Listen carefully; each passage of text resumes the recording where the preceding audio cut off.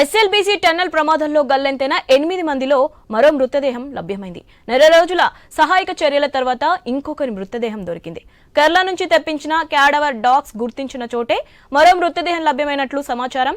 మృతదేహం నిలువున ఉన్నట్లు గుర్తించి 12 అడుగుల మేర తవ్వకాలు జరుపుతున్నారు.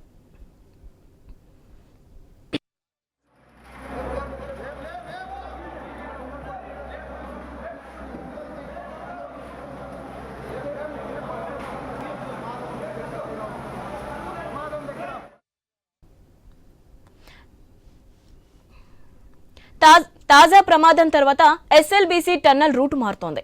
ఈ దిశగా ప్రభుత్వం దృష్టి సారించింది కూడా. దేవరకొండ వైపు నుంచి టీబీఎం ద్వారానే పనులు కొనసాగిస్తూ శ్రీశైలం జలాశయం వైపు నుంచి టీబీఎం పద్ధతిలో తవ్వకాలు చేపడితే కనీసం 3.5 ఏళ్లలో ప్రాజెక్టు పూర్తవుతుందని ప్రభుత్వం అంచనా వేస్తోంది. పనులు మొదలు కావడానికి సెప్టెంబర్ అవుతుందని అంచనా వేయిస్తున్నారు. షాఫ్ట్ నిర్మాణం, డీబీఎం విధానంలో తవ్వకాలు, ప్రత్యామ్నాయాలు, అనుమతులపై అంచనాలకు ఈ నెల 31 లోపు నిపుణులతో కమిటీ ఏర్పాటు చేయాలని ప్రభుత్వం నిర్ణయించింది.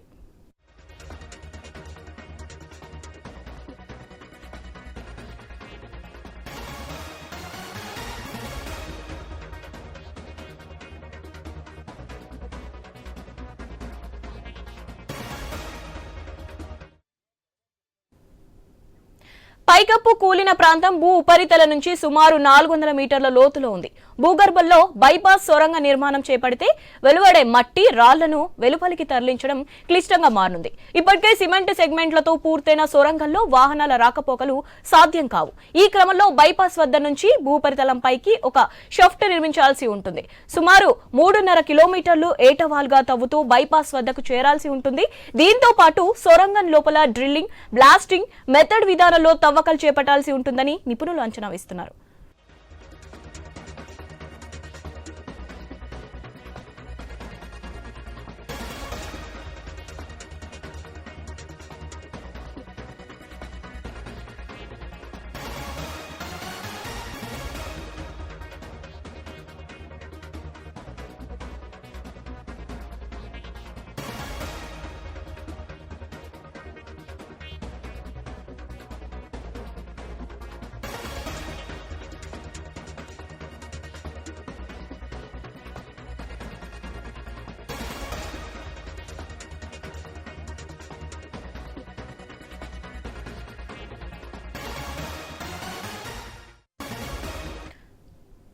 శ్రీశైలం జలాశయం దేవరకొండల నుంచి 2 వైపులా టీబీఎంలతో 43 కిలోమీటర్ల పొడవున మార్గాన్ని తవ్వుకుంటూ వస్తున్నారు. ఇప్పటివరకు దేవరకొండ నుంచి 23 కిలోమీటర్లు పూర్తయింది. శ్రీశైలం జలాశయం ఇన్లెట్ నుంచి 13 కిలోమీటర్ల భూగర్భాన్ని తొలగించారు. ఈ క్రమంలో గత నెల 22న పైకప్పు కూలి ప్రమాదం చోటు చేసుకుంది. భూగర్భ పొరల్లో ఉన్న వైరుధ్యాల నేపథ్యంలో మిగిలి ఉన్న 9.5 కిలోమీటర్ల దూరం సొరంగాన్ని పూర్తి చేసేందుకు నేరుగా ముందుకెళ్లడం మంచిది కాదని సూచిస్తున్నారు. దీంతో తవ్వకం నిలిచిపోయిన ప్రాంతాన్ని పూర్తిగా మూసివేయనున్నారు.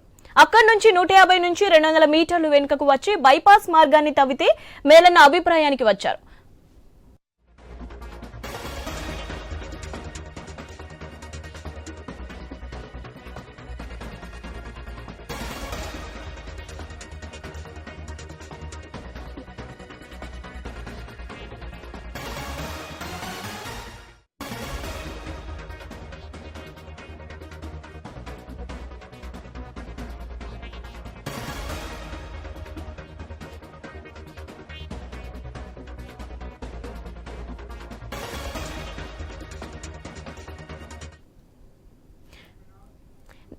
దీనిపై మరింత సమాచారాన్ని మా ఇన్పుట్ శ్రీకాంత్ గారు అందిస్తారు. శ్రీకాంత్,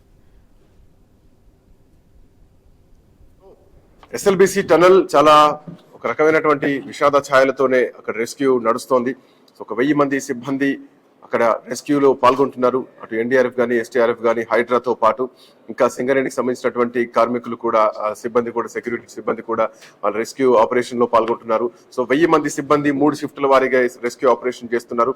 బట్ ఇట్లాంటి నేపథ్యంలో 16 రోజుల కింద గుర్ప్రీత్ సింగ్ పంజాబ్ చెందినటువంటి వ్యక్తి అతని మృతదేహం లభ్యమైంది. ఆ మృతదేహాన్ని పోస్ట్ మార్టం చేసి కుటుంబ సభ్యులకు అప్పగించడం జరిగింది. ఇప్పుడు మరొక మృతదేహం లభించడం జరిగింది. సో ఆ మృతదేహాన్ని కూడా గుర్తించడం జరిగింది. ఎస్ఎల్బీసీ టన్నెల్లో ఉన్నటువంటి ఏదైతే ఆ మట్టిలో నిలువుగా ఉన్నటువంటి మృతదేహాన్ని గుర్తించడం జరిగింది. ఏదైతే కడావర్ డాగ్స్ ఉన్నాయో ఆ డాగ్స్ గుర్తించినటువంటి చోటే ఆ మృతదేహాన్ని కూడా పోలీసులు రెస్క్యూ టీం గుర్తించడం జరిగింది. సో గుర్తించినటువంటి క్రమంలో ఇప్పుడు ఆ మృతదేహం తర్వాత ఇంకా ఎంతెంత దూరంలో మృతదేహాలు ఉన్నాయి, ఇంకా 6 ఏమయ్యారు, అఫ్ కోర్స్ అందరూ కూడా 8 మంది ఎవరైతే దరిదాపు 40 మంది కార్మికులు అందులో పనిచేస్తున్నటువంటి క్రమంలో 32 మంది కార్మికులు అందులోంచి బయటపడితే 8 మంది కార్మికులు మాత్రం చిక్కుకున్నారు. దాంట్లో 2 డెడ్ బాడీస్, 16 రోజుల కింద ఒక డెడ్ బాడీ గురుప్రీత్ సింగ్ దొరికితే ఇప్పుడు ఇంకొక డెడ్ బాడీ దొరకడం జరిగింది. అది ఎవరిది ఏంటి అన్నది కూడా పోలీసులు నిర్ధారించేటువంటి పనిలో ఉన్నారు అధికారులు. మరి ముఖ్యంగా ఆల్మోస్ట్ 32 రోజులు అవుతున్నటువంటి క్రమంలో డెడ్ బాడీస్ అన్ని కూడా కుళ్ళిపోయి ఉంటాయని చెప్పేసి అధికారులు భావిస్తున్నారు. అఫ్ కోర్స్ దాంట్లో పడ్డాక టన్నెల్లో 14 కిలోమీటర్ల టన్నెల్లో 13.85 కిలోమీటర్ల దూరంలో టన్నెల్లోని పైకప్పు మట్టి మొత్తం కుప్పకూలిపోవడం జరిగింది. ఈ కూలిపోయినటువంటి క్రమంలో అక్కడ టన్నెల్ సంబంధించినటువంటి స్పేర్ పార్ట్స్ భాగాలు అన్ని కూడా చెల్లాచెదురు కావడం, వాటి కింద ఉన్నారా లేదా వాటి పైన ఉన్నారా అన్నది కూడా పూర్తి స్థాయిలో తెలియాల్సినటువంటి అవసరం ఉంది. NDRF, SDRF, navy, air force గానీ, ఇంకా హైడ్రా గానీ, లోకల్ పైలట్, ఫైర్ ఫైటర్స్, ఇంతమంది రెస్క్యూ టీమ్స్ ఉన్నా గానీ పాతాళంలో బాడీ ఉన్న వాసన బట్టి పసిగట్టేటువంటి కడవర్ డాగ్స్ ఇంతగానో సీరియస్ గా పనిచేస్తున్నా గానీ డెడ్ బాడీస్ దొరకబట్టడంలో కూడా చాలా టిపికల్ అవుతోంది. నిన్న ముఖ్యమంత్రి సమీక్ష సమావేశంలో కూడా ఎట్టి పరిస్థితుల్లో రెస్క్యూ ఆపరేషన్ ఆపొద్దు, ఖచ్చితంగా ముందుకే వెళ్ళాలి అంటూ కూడా ముఖ్యమంత్రి నిన్న సమీక్ష సమావేశంలో చెప్తున్నటువంటి పరిస్థితి. అయితే మిగతా మృతదేహాలు బయటికి రాలేదు అంటే మనం ముందే మృతదేహాలని అనలేము, బట్ అధికారులు చెప్తున్నటువంటి ప్రకారం బతికేటువంటి ఛాన్స్ లేదని చెప్తున్నారు. ఇప్పుడు వెతికేది మాత్రం మృతదేహాల కోసం వెతుకుతున్నారని చెప్పడంలో ఎట్లాంటి సందేహం లేదు. అక్కడ ఎంత వెతికినా గానీ ఆ శిథిలాలు, సిమెంట్ దిమ్మలు, ఆ ఐరన్ పార్ట్స్, స్పేర్ పార్ట్స్ తప్ప ఏమి దొరకట్లేదు. ఎముకల ఆనవాళ్ళు కూడా దొరికేటువంటి పరిస్థితి కనిపించడం లేదు. సో ఏమైనా ఆనవాళ్లు దొరుకుతాయేమని చెప్పేసి ప్రయత్నం చేస్తున్నారు, బట్ వాళ్ళకి సంబంధించినటువంటి వస్తువులు కూడా దొరకలేనటువంటి పరిస్థితిలో చాలా డీప్ గా, చాలా సీరియస్ గా పనిచేస్తున్నారు. అండ్ మంత్రుల గురించి కూడా ఒకసారి మాట్లాడుకోవాలి. మంత్రులు కూడా ముందు కొద్ది రోజులు, వారం రోజులు ఉన్నారు. అందరూ రాజకీయ పార్టీ నేతలు వచ్చారు, పోయారు. కొంతమంది బ్యూరోక్రాట్స్ కూడా రావడం జరిగింది. బట్ రెస్క్యూ ఆపరేషన్ జరుగుతోంది. ఇక వాళ్ళకు డెసిషన్కి వచ్చారు, రెస్క్యూను చేస్తున్నారు. ఇక డెడ్ బాడీస్ ఎప్పుడు దొరుకుతాయా ఏంటి అన్నటువంటి ఉద్దేశం మాత్రం ఇక్కడ స్పష్టంగా కనిపిస్తోంది. సో ఇక ఎంత స్పీడప్ చేసినా గానీ ఆ టన్నెల్లో ఉబికి వస్తున్నటువంటి వాటర్ గానీ, ఆ బురద గానీ వాటన్నింటినీ తప్పుకుంటూ ఆ కూలిపోయినటువంటి శిథిలాల్ని తీస్తూ అందులోంచి డెడ్ బాడీస్ దొరకబట్టేటువంటి ప్రయత్నం అయితే చేస్తున్నారు. మనతో పాటు ప్రముఖ విశ్లేషకులు అందే సత్యం గారు కూడా అందుబాటులో ఉన్నారు. సత్యం garu, good morning. Satyam garu, good morning. Good morning అండి. PCR, hello.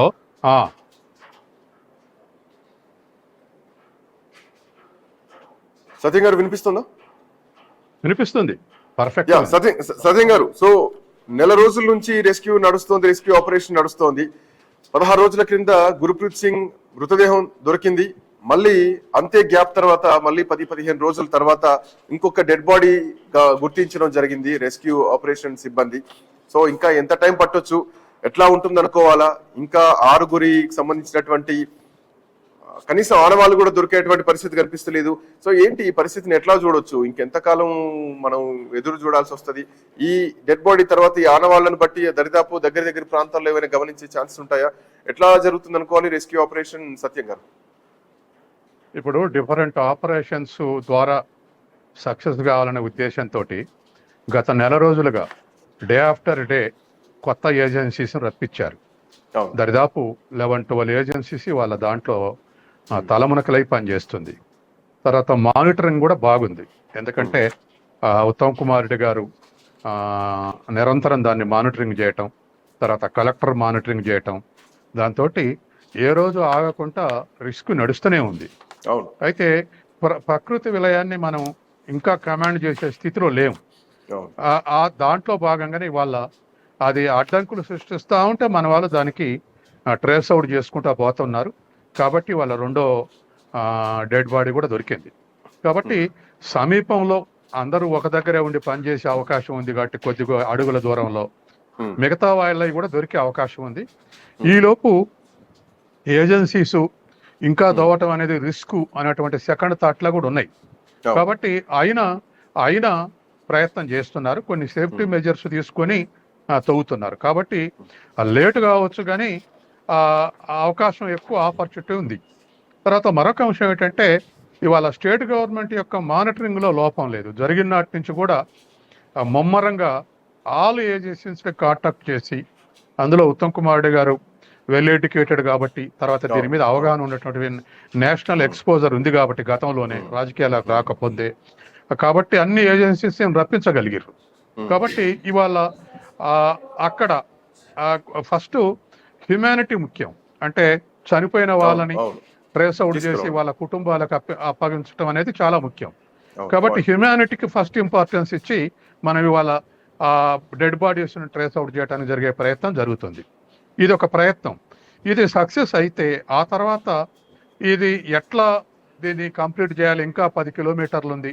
ఒకవైపు నుంచి 13, ఇంకోవైపు నుంచి 20, దాదాపు 33 కిలోమీటర్లు పూర్తి అయితే మరో 10 కిలోమీటర్లు ఎట్లా దవ్వకాలనేది ఇంజనీర్స్, ఎక్స్పర్ట్స్ నిర్ణయాల మీద ఆధారపడి ఉంటుంది.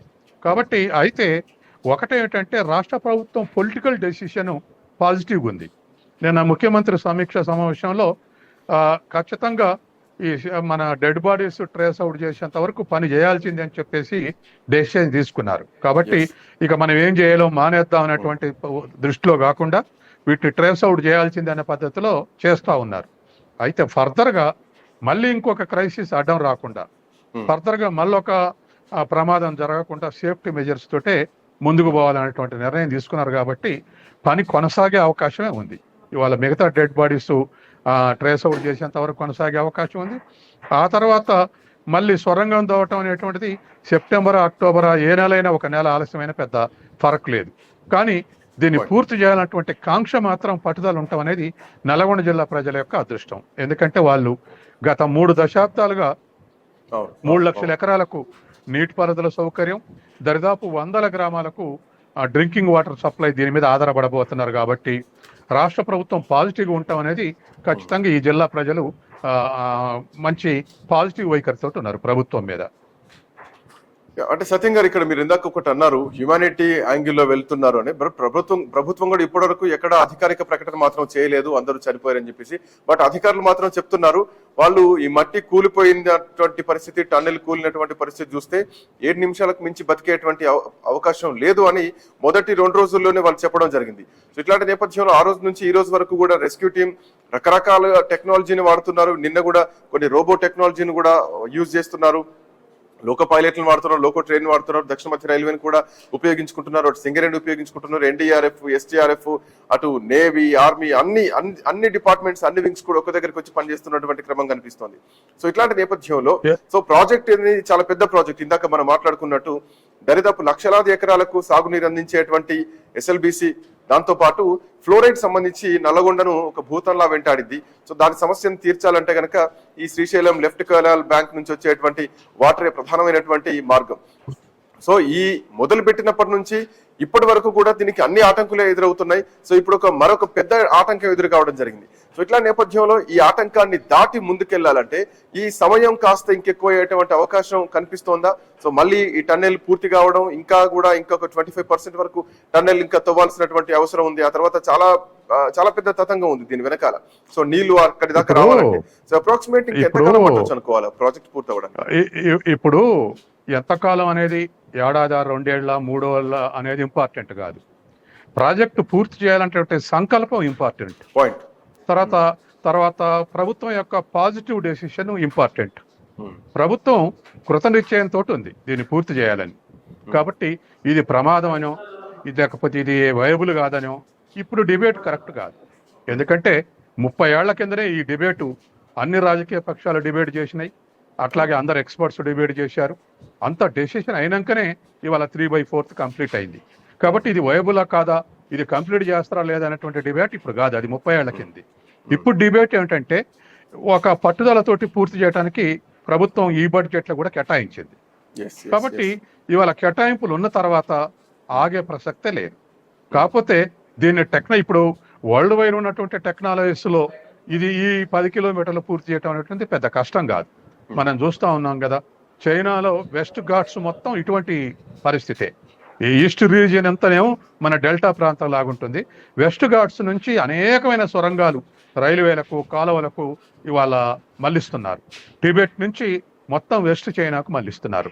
కాబట్టి ఇవాళ ఉన్నటువంటి పరిస్థితుల్లో ఇంటర్నేషనల్ టెక్నాలజీస్ కూడా వాడుకొని ఆ 10 కిలోమీటర్లు పూర్తి చేసే అవకాశం ఉంది. రాష్ట్ర ప్రభుత్వం పట్టుదలతో ఉందన్న విషయం మనకు కనపడుతుంది. కాబట్టి ఇవాళ ఎంత ఆలస్యమైనా లేదా ఒక ఏడాది అటు ఇటు అయినా ఇది పూర్తి చేసే అవకాశం ఉంది. అయితే ఫర్దర్గా ఎటువంటి డ్యామేజెస్ జరగకుండా మరి పైనుంచి ఓపెన్ చేస్తారా? 400 అడుగుల లోతున ఉందంటున్నారు టన్నెలు. కాబట్టి పైనుంచి ఓపెన్ చేస్తారా లేదా క్రాస్ కటింగ్ చేస్తారా? అటువంటిదంతా కూడా పొలిటికల్ డెసిషన్ కాదు, అది టెక్నికల్ డెసిషన్. కాబట్టి ఎక్స్పర్ట్స్, నేషనల్ ఇంటర్నేషనల్ ఎక్స్పర్ట్స్ అట్లా డెసిషన్ చేస్తే అట్లా ఫాలో కావటం మంచిది. ఏదేమైనా ఇప్పుడైతే సార్ ఇప్పటికే నెల అయిపోయింది, 32 రోజులకు వచ్చింది. సో ఇప్పుడు డెసిషన్స్ మనం చూస్తున్నాం, దేశీయ సంబంధించినటువంటి మన టెక్నాలజీనే వాడుతున్నారు, కేరళకు సంబంధించినటువంటి డాక్ స్క్వాడ్ వాడుతున్నారు, సో మన ఎన్డీఆర్ఎఫ్ ఎస్టీఆర్ఎఫ్ సిబ్బందిని అంతా వాడుతున్నారు. ఇక్కడ ఏమైనా ఇంకా ఇంటర్నేషనల్ టెక్నాలజీనా? ఇందాక మనం మాట్లాడుకున్నట్టు చైనాలో సొరంగాలు చాలా ఎక్కువగా ఉంటాయి, అక్కడ టెక్నాలజీ కూడా ఎక్కువగా ఉంటుంది, మనకు తెలిసిన విషయమే. సో ఏమైనా అట్లాంటి ఇంటర్నేషనల్ టెక్నాలజీ ఇక్కడ యూజ్ చేసే అవకాశం ఉందా, లేదంటే మన టెక్నాలజీతోనే సరిపోతుంది అని చెప్పేసి ఇప్పుడు రెస్క్యూ నడుస్తుంది అనుకోవాలా? ఇప్పుడు ఫర్దర్గా మన టెక్నాలజీస్ కూడా 11 ఏజెన్సీస్ 12 ఏజెన్సీస్ ఒకే రోజు రాలే, మొదటి రోజే రాలే. ఒక్కొక్క ఏజెన్సీ స్టెప్ బై స్టెప్ అవసరం అవుతున్నప్పుడల్లా పిలుస్తున్నారు. పలానా పని అయితే సింగరేణి వాళ్ళు చేస్తారు, పలానా పని అయితే ఎన్డీఆర్ఎఫ్ చేస్తారు, ఫలానా పని అయితే కాఫర్ dogs Kerala dogs trace out చేసే అవకాశం ఉంది, తర్వాత ఫలానా స్టేజ్లో రోబోస్ అయితే ఉపయోగం ఉంటుంది అని చెప్పేసి స్టెప్ బై స్టెప్ మనం ఏజెన్సీస్ వాడుకుంటున్నాం. ఇప్పుడు కూడా ఫర్దర్గా ఈ ఇంకా 6 బాడీస్ ట్రేస్ అవుట్ చేసేంత వరకు వీళ్ళ ప్రయత్నం సరిపోకపోతే అది కూడా చేసేటువంటి అవకాశం ఉంది. ఎందుకంటే humanity stood first before all. కాబట్టి అన్నిటి ముందు కూడా ఇదే ముందు ఉంటుంది. కాబట్టి ఆ ప్రయత్నం చేసే అవకాశం కూడా ఉంది. కానీ వదిలిపెట్టే పరిస్థితి లేదు. ఎందుకంటే ముఖ్యమంత్రి నిన్న ఫర్మ్గా చెప్పాడు సమీక్ష సమావేశంలో, ఏదేమైనా ఈ పని జరగాల్సిందే, వాళ్ళ ప్రమాదంలో ఉన్నట్టు వాళ్ళ బాడీస్ రికవర్ చేయాల్సిందే అని చెప్పాడు. మీరు ఏ విధంగా ఫాలో అవ్వదలుచుకుంటే ఆ ఫాలో కాదండి. ఏదైనా సెంట్రల్ గవర్నమెంట్ పర్మిషన్స్ అవసరం అయితే దానికి వాటికి కూడా అప్లై చేయమని చెప్పాడు. బట్ సత్యం గారు, సమస్య ఎక్కడ వస్తుంది అన్నది ఇక్కడ ప్రధానమైనటువంటి పాయింట్. ఎంత వెతికినా కనీసం ఆనవాళ్ళు కూడా దొరకట్లేదు. ఏ రోజుకి ఆ రోజు 3 షిఫ్టుల్లో 1000-1500 మంది కార్మికులు పనిచేస్తున్నారు, ఇన్ని రకాలైనటువంటి సిబ్బంది పనిచేస్తున్నారు, తవ్వుతూనే ఉన్నారు, బురద బయటకు వస్తోంది, ఆ మిషన్ విడిభాగాలు బయటకు వస్తున్నాయి, కూలిపోయిన శిథిలాలు, సిమెంట్ దిమ్మలు బయటకు వస్తున్నాయి తప్ప మనుషులకు సంబంధించినటువంటి కనీసం ఒక అంగి, ఒక ప్యాంటు, ఏ ఒక్కటి కూడా ఆనవాళ్ళు కూడా దొరకనటువంటి పరిస్థితి. అసలు ఏం జరుగుతుంది గ్రౌండ్ లో? ఎట్లాంటి పరిస్థితి ఉండొచ్చు? బురద మట్టితోటి చాలా కూరుకుపోయి ఉందనుకోవచ్చా? ఎట్లా ఉండొచ్చు లోపల? అసలు ఒకటి ఓపెన్ ప్లేస్ లోనైతే మట్టి గుప్పలు గూలి మనుషులు చనిపోతే జేసీబీ గంటలో క్లియర్ చేస్తుంది. ఇప్పుడు 1000 మంది కాదు, 1,00,000 మంది నాడికి పంపినా అందులో పనిచేసేటువంటి లిమిటేషన్ ఉంది. సొరంగంలో పనిచేయగలగాలి కాబట్టి అందులో ఏ మేరకు ప్రొవిజన్ ఉంటే ఆ మేరకు మనం మనుషులు పంపే అవకాశం ఉంది.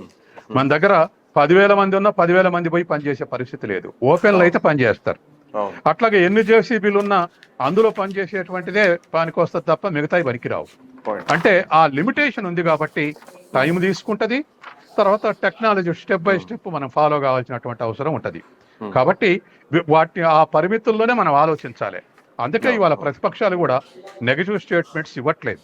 ఎందుకంటే ఆడ పనిచేస్తున్న తీరు, ఎవరైనా ప్రతిపక్షం విమర్శిస్తే ఇన్నాళ్ళు రికవరీ కాలేదో లేదా పట్టించుకోవట్లేదంటే ప్రజలు సహించరు. ఎందుకంటే అన్ని టెక్నాలజీని యూజ్ చేస్తున్నారు.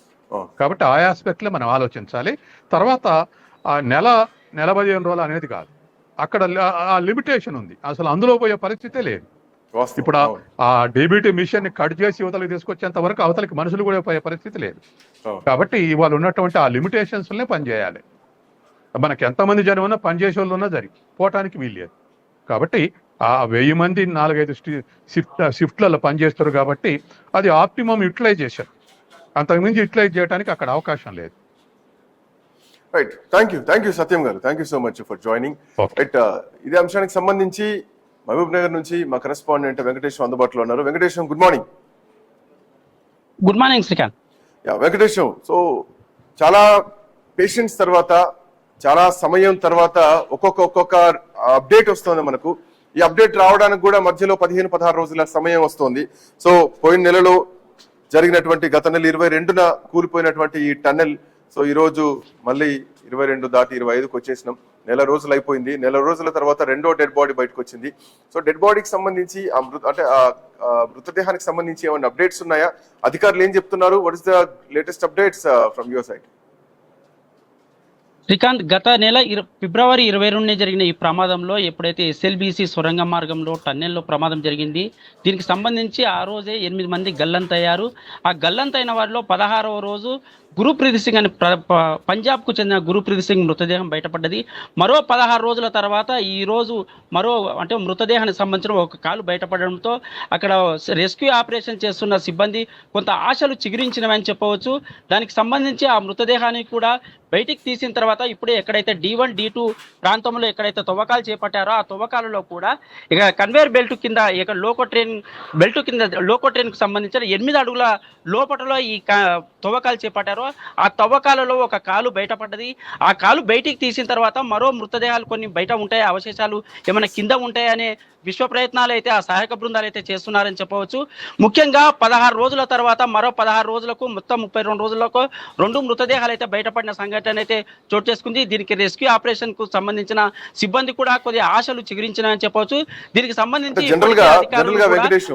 జనరల్ గా వెంకటేశం ఆశలు చిగురిస్తున్నాయంటే, సపోజ్ మనం చాలా సందర్భాల్లో మీరు చూసే ఉంటాం, గ్రౌండ్ లో మనం చూసే ఉంటాం, ఎవరైనా బోర్ బావిలో చిన్నారు పడిపోతే ఆ చిన్నారు ప్రాణాలతో వస్తే ఆశలు చిగురించినట్టుగా భావిస్తాం. బట్ ఇక్కడ ఒక డెడ్ బాడీ దొరికితేనే ఆశలు చిగురించినట్టుగా భావిస్తున్నటువంటి పరిస్థితి ఉందంటే అక్కడ ఎట్లాంటి పరిస్థితి ఉంది, ఎట్లాంటి రెస్క్యూ జరుగుతుందో మనం అర్థం చేసుకోవచ్చు. అక్కడికి మృతదేహాల కోసం రెస్క్యూ ఆపరేషన్ చేస్తున్నాం తెలుసు, అధికారులు ఆల్రెడీ చెప్పారు. చనిపోయి ఉంటారు, 7 నిమిషాలకు మించి ఎక్కువగా బతికేటువంటి అవకాశం లేదంటూ కూడా సంబంధిత అధికారులు చెప్పడం జరిగింది టన్నెల్ సంబంధించి. బట్ ఒక చివరి కోరిక, చివరి ఆశ కోసం చూస్తున్నాం. ఆ ఆశ కూడా చిగురిస్తుంది. మీ మాటలో నాకు అర్థమవుతుంది. మృతదేహాల కోసం మృతదేహాన్ని చూస్తే ఆశలు చిగురుస్తున్నటువంటి స్థాయిలో రెస్క్యూ ఆపరేషన్ జరుగుతుందంటే దీనికి కొంత అఫ్ కోర్స్ బాధపడాల్సినటువంటి విషయమే.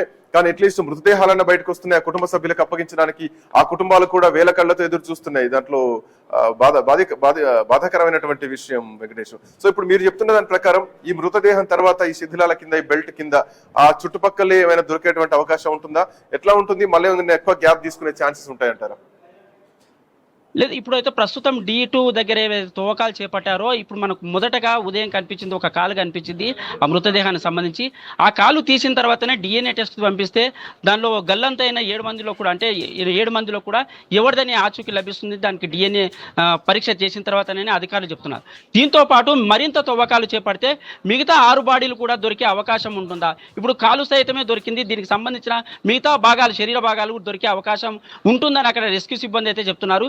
ఈ నేపథ్యంలో ఇప్పటికే 12 టీంలతో ఆ రెస్క్యూ సొరంగంలో 32 రోజులుగా ఆపరేషన్ కొనసాగుతూనే ఉంది.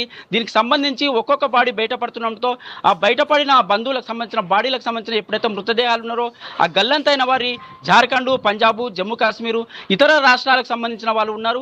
వాళ్ళు నెల రోజులుగా వాళ్ళ మృతదేహాల కోసం, వాళ్ళ కుటుంబ సభ్యుల మృతదేహాల కోసం అయితే కన్నుల్లో కాయలు కాసుకునేలా ఎదురు చూస్తున్నారని చెప్పవచ్చు. ఈ రోజు బయటపడే ఈ మృతదేహం ఎవరిదనేది కూడా వాళ్ళ ఆందోళన నెలకొందని చెప్పొచ్చు. ముఖ్యంగా మధ్యాహ్నం 2-3 గంటల ప్రాంతంలో మొత్తంగా ఈ శరీర భాగాలను తీసి హైదరాబాద్ లేదా నాగర్ కర్నూలు ఫోరెన్సిక్స్ ల్యాబ్ పంపించి అక్కడ DNA పరీక్ష చేశారు. ఆ DNA పరీక్ష చేసిన తర్వాతనే ఆ బంధువులకు అప్పగించే అవకాశం ఉంటుంది. ఈ నేపథ్యంలో ఎక్కడైతే D2 ప్రాంతంలో అక్కడ తవ్వకాలు చేపట్టారో మరో 6-7 అడుగులు తవ్వుకితే ఖచ్చితంగా మిగతా మృతదేహాల అవశేషాల, ఇతర శరీర భాగాల దొరికే అవకాశం ఉంటుందని అయితే రెస్క్యూ సిబ్బంది చెప్తున్నారు. ఏది ఏమైనప్పటికీ 32 రోజులుగా సాగుతున్న ఈ రెస్క్యూ సిబ్బందికి ఒక్కొక్క మెట్టు దాటుతూ ఒక్కొక్క మృతదేహాన్ని అయితే వెలికి తీయడం అయితే కొంత ఇబ్బందులు తలెత్తినా కూడా మానవతా దృక్పథంతో ఇప్పటి కూడా ప్రభుత్వం కూడా ఎక్కడ కూడా ఎలాంటి జాప్యం చేయకుండా 32 రోజుల నుంచి ఖచ్చితంగా మృతదేహాలు లభించిన తర్వాతనే ఈ ప్రాజెక్టును పూర్తి చేస్తామని ఇప్పటికే సీఎం రేవంత్ రెడ్డి కూడా నిన్న సమీక్షా సమావేశంలో వెల్లడించారు. ఈ నేపథ్యంలో ఖచ్చితంగా ఈ రెస్క్యూ ఆపరేషన్ అయితే మొత్తం మృతదేహాలు ఎక్కడైతే గల్లంతైందో వారి మొత్తం మృతదేహాలు వెలికి తీసి వాళ్ళ బంధువులకు అప్పగించే వరకు ఈ ఆపరేషన్ అయితే కొనసాగిస్తామని అయితే ఖచ్చితంగా చెప్తున్నారు శ్రీకాంత్. అంటే వెంకటేశం, ఇప్పటి వరకు అందరూ అనుకుంటున్నారు మృతదేహం దొరికింది, మరొక డెడ్ బాడీ దొరికిందని. బట్ మీరు చెప్తున్నారు డెడ్ బాడీ కాదు, ఒక కాలు మాత్రమే బయటపడింది. సో ఆ ల్యాబ్ కు పంపిస్తే టెస్టులు చేస్తే అది ఎవరిది అనేది తెలుస్తుంది, మిగతా శరీర భాగాలు కూడా దొరుకుతాయి. బట్ ఈ నేపథ్యంలో మనం ఇట్లా ఆలోచిస్తే మీరు చెప్పే వర్షాన్ని బట్టి ఒక కాలు మాత్రమే దొరికిందంటే ఆ శరీరం ఎంత కుళ్ళిపోయి ఉండాలి, ఎన్ని ముక్కలైపోయి ఉండాలి అనేది కూడా ఇక్కడ ఇంకోటి అర్థం చేసుకోవాల్సినటువంటి పాయింట్. సో మిగతా 6 డెడ్ బాడీలు కూడా ఎన్నెన్ని ముక్కలై ఉండాలి, వేలు దొరుకుతుందా, కాలు దొరుకుతుందా, తల దొరుకుతుందా, ఏ పాట దొరుకుతుందో కూడా అర్థం కానటువంటి పరిస్థితి. మట్టిలో ఒక 4 రోజుల తర్వాత 4 రోజులు ఒక బాడీ ఉంటే ఎట్లాంటి పరిస్థితుల్లో కుళ్ళిపోయి ఉంటుందో మనకు తెలిసిన విషయమే. బట్ అట్లాంటి సిచ్యువేషన్ ఇప్పుడు ప్రధానంగా మీరు చెప్తున్నటువంటి పరిస్థితి చూస్తే కనిపిస్తుంది. బట్ ఎట్లా ఉంది అంటే టన్నెల్ ని తవ్వుతున్నారా, ఆ టన్నెల్ ని కట్ చేస్తున్నారా, ఆ తవ్వే ప్రాసెస్ ఎట్లా ఉంది అక్కడ? ఇప్పుడు ప్రస్తుతం అయితే ఎక్కడైతే ప్రమాదం జరిగిందో 14 కిలోమీటర్ వద్ద టీబీఎం మిషన్ కు సంబంధించిన చాలా అడ్డుగా ఉన్నది. రెస్క్యూ ఆపరేషన్ కు సంబంధించి ఆ టీబీఎం మిషన్ ను ప్లాస్మా కటింగ్స్ ద్వారా అవశేషాలను కట్ చేసి దాన్ని బయటికి తెస్తున్నారు. ఈ నేపథ్యంలోనే లోకో ట్రైన్లకు బురద, ఊట నీరు కూడా చాలా అడ్డంకిగా మారిందని 32 రోజులుగా ఆ రెస్క్యూ సిబ్బంది చెప్తూనే ఉన్నారు, ఆపరేషన్ చేస్తూనే ఉన్నారు. కానీ ఈ బురదలో ఈ రోజు అంటే ప్రతి మృతదేహం దొరికినా కూడా అక్కడ ఎక్కడైతే ప్రమాదం జరిగిందో అక్కడ భయంకరమైన వాతావరణం అయితే ఉంది. ఎక్కడైతే ప్రమాదం జరిగిన 22వ తారీఖు జరిగిన ఆ సంఘటన బట్టి ప్రత్యక్ష సాక్షులు చెప్పింది కూడా ఒక భయానక వాతావరణం నెలకొంది. ఒక భూకంపం వచ్చిన శబ్దం వచ్చింది. ఆ శబ్దంలోనే టీబీఎం మిషన్ కొట్టుకొని వచ్చింది. ఈ టీబీఎం మిషన్ 1000 టన్నులకు సంబంధించిన బరువు కలది. ఆ పనిచేస్తున్న సిబ్బంది కూడా ఈ సంబంధించి ఆ మిషన్ కొట్టుకొచ్చిన తర్వాత అక్కడ ఏర్పడిన బురద, రాళ్ళు, దాని ఊట నీరు వల్ల ఇప్పటికే ఆ మృతదేహాలు ఏవైతే గల్లంతైనవో ఆ మృతదేహాలు కూడా డీకంపోజ్ అయినాయని చెప్తున్నారు. ఈ నేపథ్యంలోనే ఒక్కొక్క మృతదేహం దొరికినా కూడా శిథిలాల కింద ఉండడం, ఆ బరువు కూడా ఉండడం, ఆ శరీరం భాగాలు కూడా ముక్కలు కావడం అయితే స్పష్టంగా వాళ్ళు సిబ్బంది అయితే చెప్తున్నారు. ఇప్పటికే ఎక్కడైతే దుర్వాసన వస్తుందో అంటే కేరళ నుంచి తీసుకొచ్చిన జాగిలాల వల్ల ఆ జాగిలాలు ఎక్కడైతే అనుమానిత ప్రాంతాలను గుర్తించారో ఆ ప్రాంతాలలోనే రెస్క్యూ సిబ్బంది అయితే ఆపరేషన్ చేస్తున్నారు, తవ్వకాలు జరుపుతున్నారు. ఈ నేపథ్యంలోనే ఎక్కడైతే దుర్వాసన వస్తుందో అక్కడ దుర్వాసన వల్లనే ఆ శరీర భాగాలు కూడా వెలికి తీసే అవకాశం ఉంటుందని చెప్తున్నారు. Srikanth, right, thank you Venkatesh, thank you so much. So SLBC టన్నెల్లో ఒక చిన్న కదలికైతే కనిపిస్తోంది. ఆ టన్నెల్లో ఉన్నటువంటి మృతదేహాల గుర్తింపు, రెస్క్యూ ఆపరేషన్ ప్రభుత్వం కూడా చాలా సీరియస్ గా తీస్తుంది. ఎక్కడ కూడా వెనకడుగు వేయకుండా ఖచ్చితంగా రెస్క్యూ ఆపరేషన్ జరగాల్సిందే. పూర్తి స్థాయిలో డెడ్ బాడీస్ అన్ని బయటకు తీసుకురావాల్సిందే, వాళ్ళ కుటుంబాలకు అప్పగించాల్సిందే. గతంలో గురుప్రీత్ సింగ్ అండ్ ఇప్పుడు దొరికినటువంటి ఈ శరీర భాగం, కాలు భాగం ఏదైతే ఉందో ఆ మిగతా భాగాలను కూడా దొరకబడుతున్నారు. మిగతా 6గురికి సంబంధించినటువంటి ఇన్ఫర్మేషన్ కూడా పూర్తి స్థాయిలో రావాల్సినటువంటి అవసరం ఉంది. సో ఇప్పటికే కేరళ డాగ్స్ తో అక్కడ చాలా సీరియస్ గా మాత్రం రెస్క్యూ చేస్తున్నారు. సో రోబోస్ ఉపయోగిస్తున్నారు. ఎన్డీఆర్ఎఫ్, ఎస్టీఆర్ఎఫ్, ఇంకా నేవీ కానీ, అట్లాగే సింగరేణి కార్మికులు కానీ, ఇటు హైడ్రా కానీ అందరూ కలిసి దరిదాపు 1000 మందికి పైగా కార్మికులు పనిచేస్తున్నారు. బట్ టనెల్ బోరింగ్ మిషన్ శిథిలాల కింద ఉన్నటువంటి బాడీలను గుర్తించడం చాలా కష్టమవుతోంది. చాలా 400 మీటర్ల లోతులోకి వెళ్ళి తవ్వుతున్నటువంటి పరిస్థితి కనిపిస్తోంది. లోపలికి వెళ్ళినటువంటి లోకో పైలట్ ట్రైన్ మళ్ళీ బయటకు రావడానికి దరిదాపు 4-5 గంటల సమయం పడుతుంది. పూర్తి బురద, అట్లాగే నీళ్లు ఉబికి వస్తున్నటువంటి క్రమంలో ఒక భూకంపం లాంటి పరిస్థితి, ప్రకృతి వైపరీత్యంతో రెస్క్యూ కొంచెం లేట్ అయినా కానీ ప్రభుత్వం మాత్రం చాలా సీరియస్ గా రెస్క్యూ ఆపరేషన్ ని ముందుకే తీసుకెళ్తోంది. So that's all for now.